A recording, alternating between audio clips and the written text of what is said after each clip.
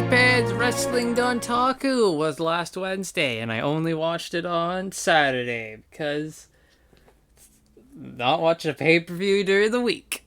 So, here we go, Dontaku. This is the May event because the rest of the month is going to be taken up by the Best of the Super Juniors tournament, which I am looking forward to watching, and this will be fun. This will prep me for the G1 later on this year, which again I'm looking forward to watching the G1 for the first time.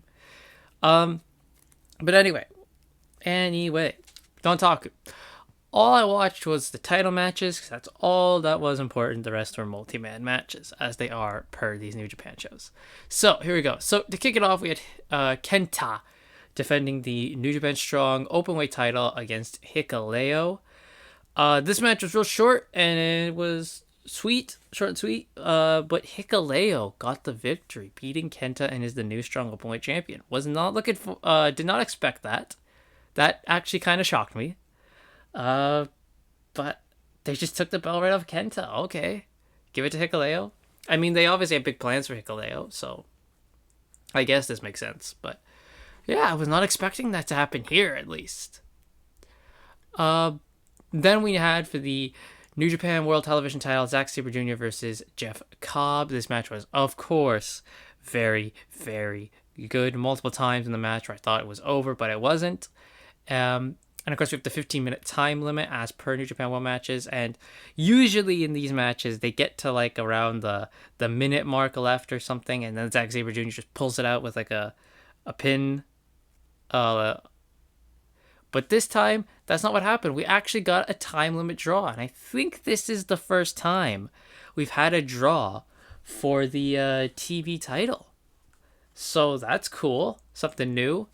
After the match, obviously Jeff Cobb, he's mad. He's like, I didn't lose. And Zack Sabre Jr., he's actually not too happy either. He's like, no, I didn't like that. No, if I win, I want to win decisively. So both he and Jeff Cobb were agreeing. They're like, yeah, we'll run it back.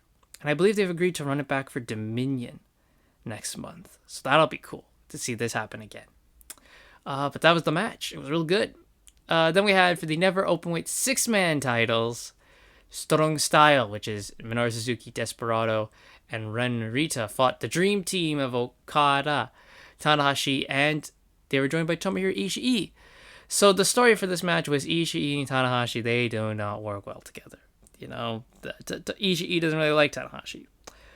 So that was the story for this match. And, of course, Strong Style, they work very well together. Ren Narita seemed to be very much going after Okada in this match. In the end,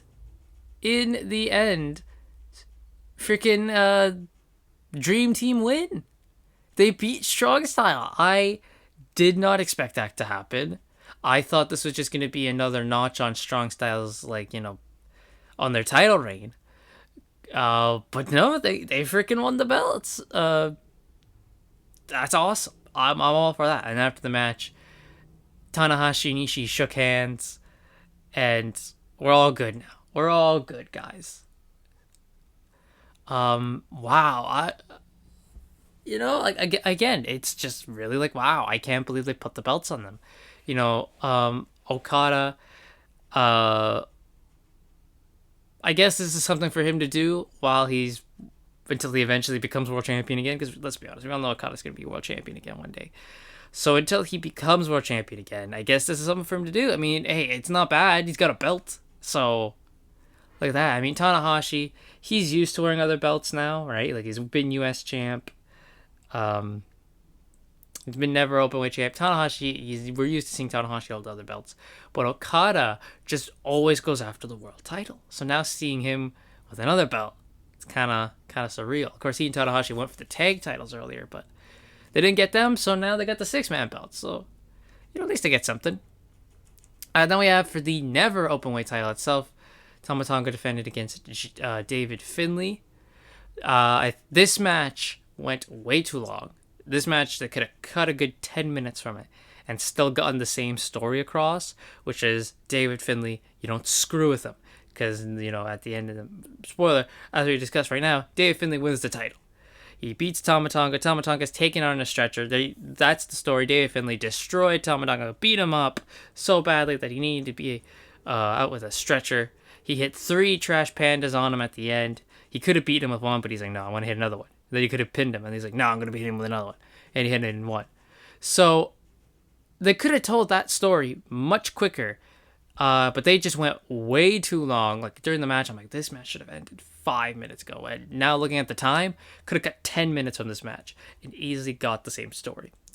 After the match, and Tama Tonga has been taken out, which that could be writing him out of New Japan because apparently WWE have their eye on him and are in negotiations. Of what I hear, they're like, trying to talk to him.